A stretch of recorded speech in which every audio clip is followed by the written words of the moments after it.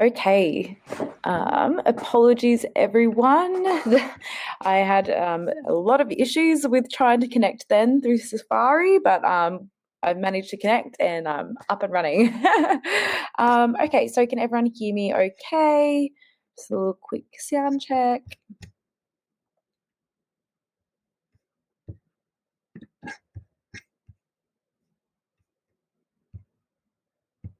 All right, I'm just going to kick off. If you notice that my lips are moving and you can't hear me, just shout out in the chat. Awesome. So tonight's webinar, we'll be pretty much talking about ways that you can optimize your crypto returns specific to Epocket. Now, this is more just general advice about the different ways that you can utilize our products and our services. We do not hold an FSL or financial services license, so we can't legally give advice. So these are all. This is just a quick disclaimer. All of the presenters' opinions are their own and do not constitute financial advice in any way whatsoever. If you're not comfortable in trading cryptocurrencies or doing anything with cryptocurrencies, definitely seek either proper training or education on it, or don't dabble in it. So it's completely up to you. But yeah, we do advise that you seek proper financial advice prior to making any massive financial decisions. So just a little bit about Epocket. I think everyone is mostly Epocket customers tonight anyway, but just a little bit about us. So we're a Melbourne-based exchange. So we're located on Collins Street in Melbourne, and we were founded in 2015 and became, registered with ASIC and everything about 2017 when we introduced the exchange. Our platform actually functions as its own financial ecosystem. So any payments or transfers, once it's in the Epocket ecosystem, it occurs instantaneously.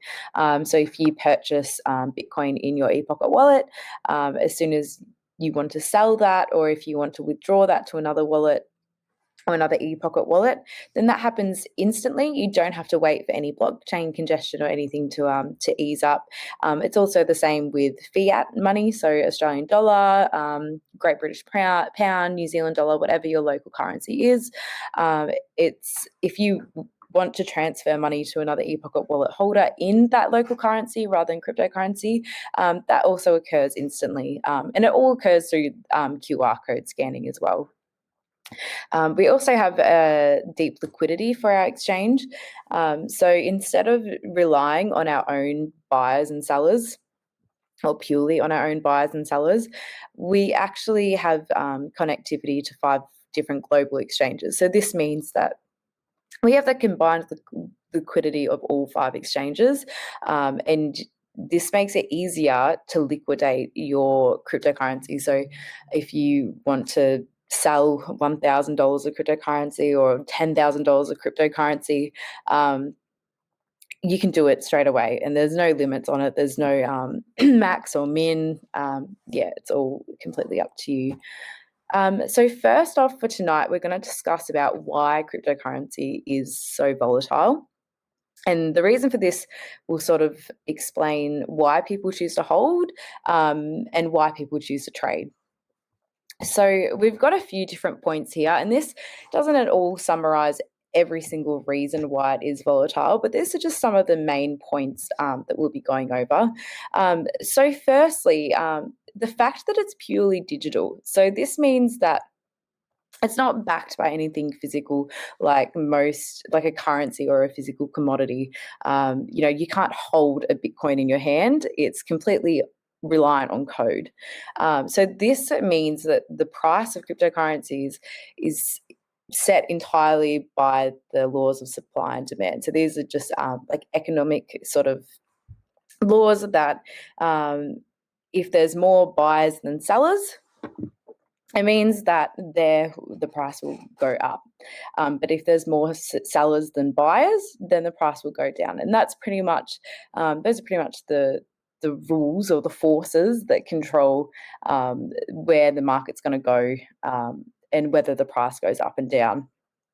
because there's no physical asset to support the value of cryptocurrencies, their value is pretty much just backed by faith.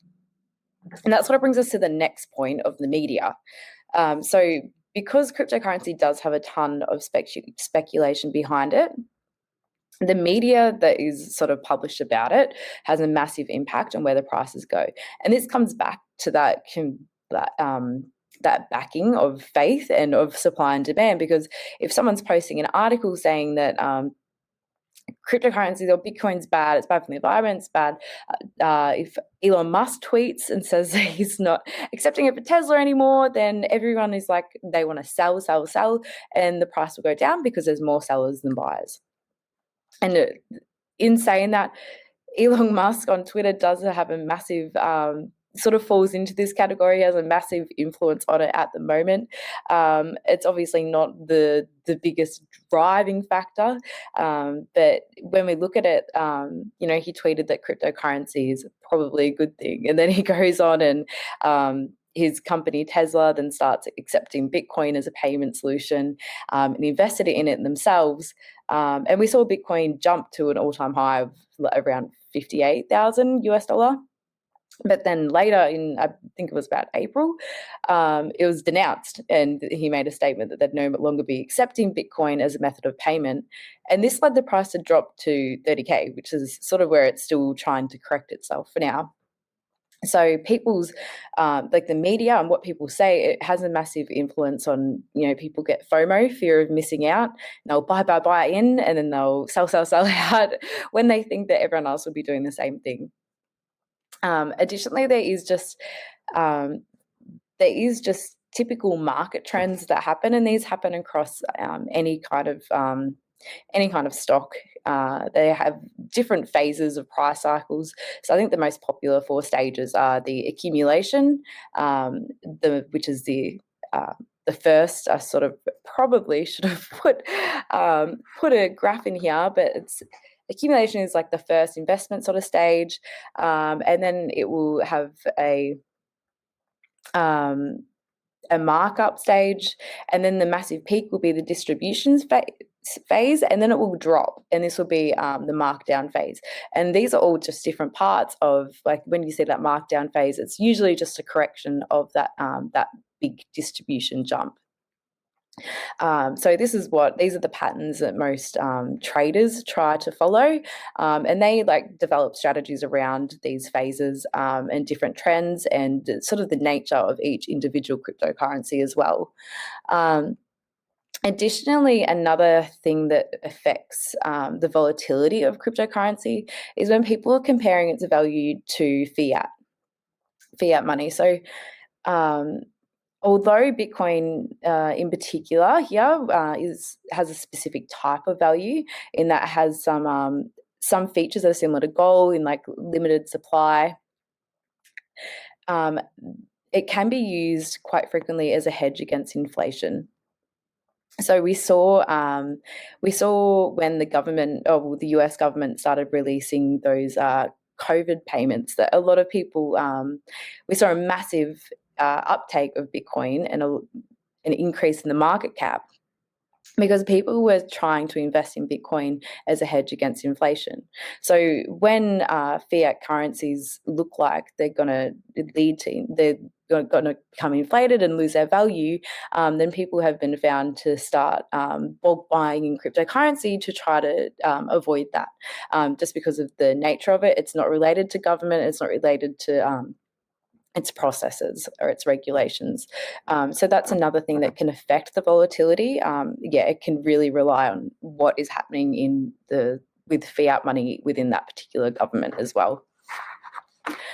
All right, so we'll move on, and we're going to talk about holding first, or HODL. So HODL is just the acronym for it, or hold on for dear life. And it pretty much just means you hold on to that cryptocurrency no matter what. So we'll just talk a little bit about the pros and cons of holding. It's definitely the more simple option out of the two, between holding and trading. And obviously there is an in-between ground. if you trade, you don't have to trade every day. You don't have to trade every second day. You can trade once a month. You can still trade regularly. And so that's when people sort of fall in between whether they're a hodler or a trader. Typically with hodling, in Australia, I believe that the ATO website states that if you hold it like any other long-term asset, if you hold it for 12 months or more, you can be eligible for a discounted capital gains tax. So that's definitely something to look at if you're really concerned about being taxed. You can actually, if you hold it for that longer than 12 months, if you're not really in a rush to be selling or anything like that, that is definitely a benefit of it. And you also, like I said, you still have the ability to buy or sell. If it goes on a massive bull run and you want to pull some of your profits out and you don't want to risk them, you can still sell some of the cryptocurrency and liquidate that into usable fiat money. You can choose to hold it there. You can keep holding, and you can also still sell it. So if you find that Bitcoin, like you bought Bitcoin at, say, at its peak at 55,000, 58,000, and then it's dropped down to 30,000, and you just want to pull out and you're done. You still have the ability to do so. It just means that you've lost your initial investment. So that's where people sort of get stuck with whether to hodl or hold or whether to trade. And it is definitely a bit of a slippery slope.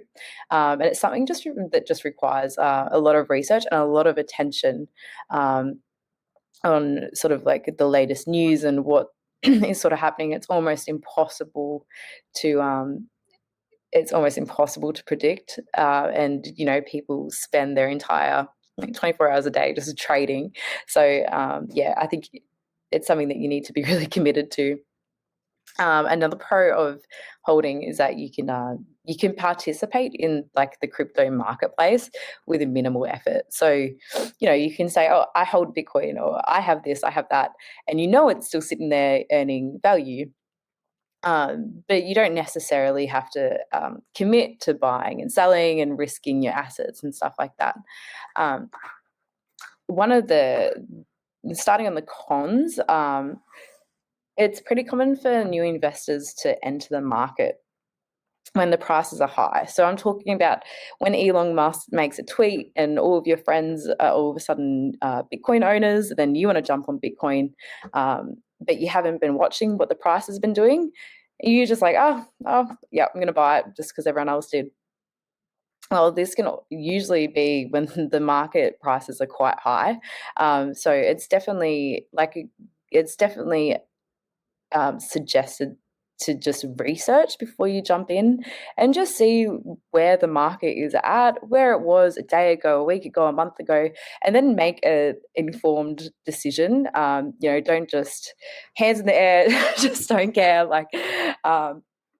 and jumping in with all of your friends. It's really important to do that research beforehand.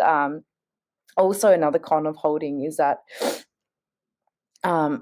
often holders sort of get into the mindset of, I'm just going to hold this here. I'm not going to touch it for the next 10 years.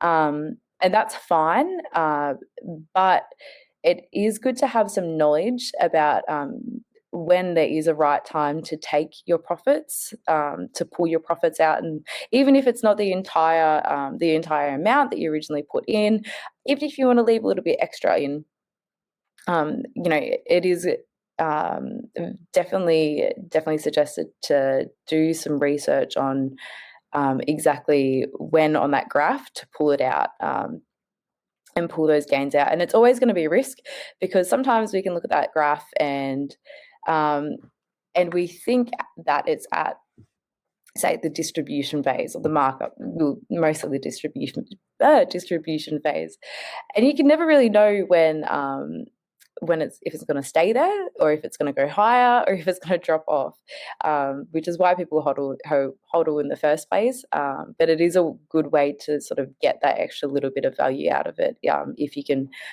sort of do some proper adequate training on how to read those graphs. It can also take a long time to be profitable, even though, we saw this year Bitcoin's jumped like crazy. And even when you look at it compared to, say, 2017, when it had its initial jump, it's had a massive fluctuation and massive spread over that time. So, it, you can, you can decide to just hold for a year and then start trading with it. But oftentimes people put in, say, $1,000 or $2,000, and when it's a small amount like that, it can feel like it takes a lot longer to actually feel profitable to you. So yeah, that's definitely something to keep in mind as well. And you probably would have seen when Bitcoin had its last big jump in price at the start of the year, that all of these people realized that they'd lost their Bitcoin. So this is a really common problem, more common than you think. So a lot of people had Bitcoin stored on cold wallets, which are kind of like a USB that can hold the code in there. And they had lost them, and they had like millions and millions and millions of dollars worth of Bitcoin stuck that they were just holding since it started after the global financial crisis. So yeah, that's why it's good to be with a regulated crypto exchange like Epocket, because we hold on to your private key for you. So even if you forget that you have an Epocket account that has Bitcoin in it, and you come back 10 years later, we're still going to have your wallet open and your details there. Your holdings aren't just going to disappear, or they're not going to be stuck on a little device that you can't access because you've lost the hash. Yeah, so that's definitely it is a con, but there is steps you can take to avoid that as well. So for those, we're just going to go over some of the pros and cons of trading, and then we'll just jump into sort of the products that Epocket has to offer to holders and to traders. So trading, look, the pros and cons are just pretty much the same as any sort of stock trading. The only real difference between like crypto trading and the stock trading is the volatility of the market. And this, you can see I've got it in the pros list and the cons list, because on one hand, you can make significant gains within a day compared to what you can do on the ASX. However, on the flip side of that, you can also lose a lot within a day, and depending on when you purchase, what the price wants to do that day. So yeah, it's a really really risky way to work your cryptocurrency unless you have the proper training and the proper risk management for it. You have to make sure you're not investing more than you can afford to lose, which is a trap that people fall into quite often. And you'll hear of people taking out a loan for this sort of thing, and where people would do that for the stock market as well. It's just a lot more volatile. It can go really great, and you can have you could almost triple your money, but then it can go downwards very quickly as well. I won't talk a lot about the trading because I can't really give any advice. So we won't go over that topic too much more tonight, but we may get a guest speaker in to talk about that topic a little bit more, that is able to legally to go into more depth in it. So now we'll just talk about earning interest on your holdings. So this is applicable for anyone who isn't looking to trade their cryptocurrency and just wants to deposit it somewhere that it can earn interest, so gain a return on it without having to risk it, pretty much. So we've got a couple of products that are on offer, and we actually have a promotion running for June. So we've got two different term deposits. Now we call them term deposits because essentially you're holding it in there for an extended period of time, but there is no lock-in contract. So, you don't have to, you have full control of it. You're not locking it away, giving it to Epocket, and we're holding it for you like you do with the banks. You actually have access to it the entire time. So at the moment for June, we've got a high liquidity term deposit. So this is applicable to any holdings of Bitcoin, Ethereum, Litecoin, Ripple, Tether, which is USDT, or Bitcoin Cash. For June, this is normally a 2% interest rate. For June, we're offering a fixed interest rate of 5% per annum. And this is on any trading accounts with more than US $1,000 invested in any of the major cryptocurrencies that are listed there. So this is paid monthly at the end of every anniversary month. I do have a little button to some more information on this. There we go, if you are interested in this. Now, for any holdings, if you make a withdrawal or if you make a sell trade or take any of it out, you're more than welcome to do so. You have full control of the account. But for that anniversary month and that anniversary month only, you won't receive interest. When it gets to the next anniversary month, it's reset, and you'll earn interest for that next month, provided that you don't make any other withdrawal trades. On the other side of that, if you add more, if you buy more cryptocurrency, we pay interest on the updated amount in the next anniversary month. So you can build on it, and you can keep increasing that amount. If you need to liquidate it, if you've got bills that you weren't expecting, or rent needs to come out, something like that, you can withdraw it knowing that you're just going to lose that 5% just for that month. We do also have a conservative term deposit. So this one, we call it conservative because it's on our native Epocket token, or EPT. And this one's actually pegged to Australian dollar. So whether other cryptocurrencies are quite volatile, like we were discussing earlier, this one, well, aside from Tether or USDT, this one is just in Epocket's EPT, and it's pegged to Australian dollar, so it's not going to have a massive spread. So if you wanted to start the term deposit, it would be, say, Australian dollars 1,300 to be equivalent to the US $1,000, which is about 1,300 EPT tokens.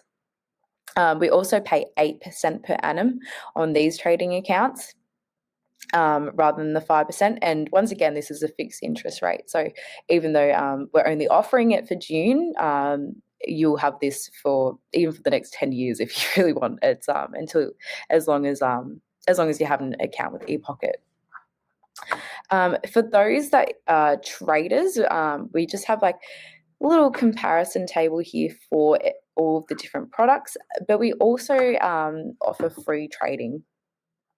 So we offer commission-free trading upon the first anniversary month of registration. I'll pop up the form for this one as well.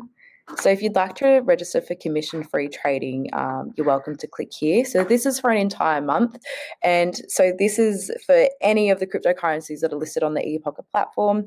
You will still have the fees withdrawn from your account, but we will reimburse them once a week for that anniversary month, and we'll reimburse them back into your Epocket wallet. So so don't be concerned when you make the trade and you're like, I thought it said there was no fees. It's just a little bit easier to reimburse you at a later date than to completely sort of change our system in the way the connectivity sort of withdraw things. These obviously are only available to Epocket account holders. So if you are interested in any of these, you will need to sign up to an Epocket account. In order to make any trades on Epocket, same as any other Australian crypto exchange, you do need to upload KYC documents, or no customer documents. And these are just a photo of either your license or passport, and a utility bill within the last 90 days. This is part of our anti-money laundering and anti-terrorism financing policy, and it's just a legal process that we have to follow, just to make sure that everyone's safe on our platform and everyone's doing the right thing. In addition to this, I've just got a couple of little housekeeping things. With having cryptocurrency holdings, it is really important to keep them safe. So, if you're looking to invest $10,000, $2,000, $50, it's all valuable to the person that's investing it. And it's really important to make sure that no one else can touch that and no one else can control that. So, I just want to go over the fact that it's really important not to share your password with anyone, and not to let anyone else take control of your two-factor authentication.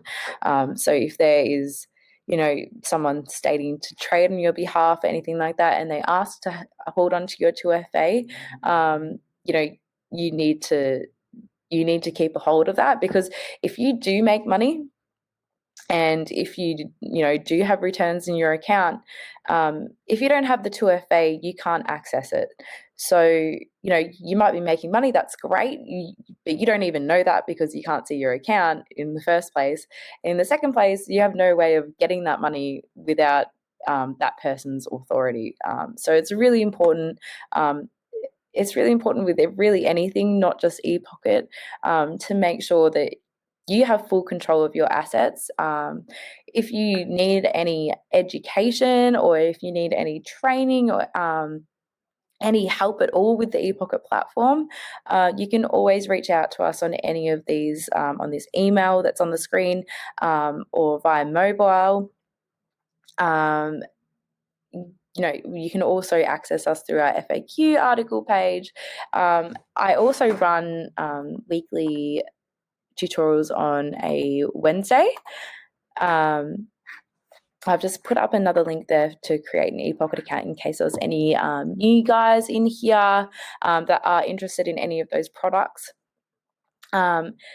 But yeah, on a Wednesday night, I actually run training tutorials. I know a few of you in here tonight have already gone to them. And I just sort of share my screen and show you exactly how to deposit money, how to make a trade, and how to withdraw. So you can see how easy it is. And, you can sort of get a feeling of the platform without, fully committing to uploading any money and risking any money yourself. I might stop that there, but does anyone have any questions about anything that we went over tonight?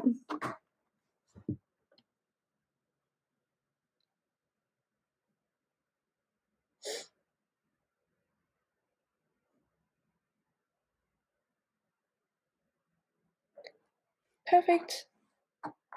Awesome. Well, thank you, Alan. Great. So I will leave that one there. But yeah, I'll upload this to our YouTube channel, send you out the recording link, and yeah, you can have it on demand pretty much. If anyone are new users through Epocket, you will receive an email shortly about the webinar tutorial link as well. But yeah, I can send that out to everyone in a separate email that have already signed up and potentially haven't seen the old email, or haven't had a chance to join yet. Okay, well, thank you, everyone.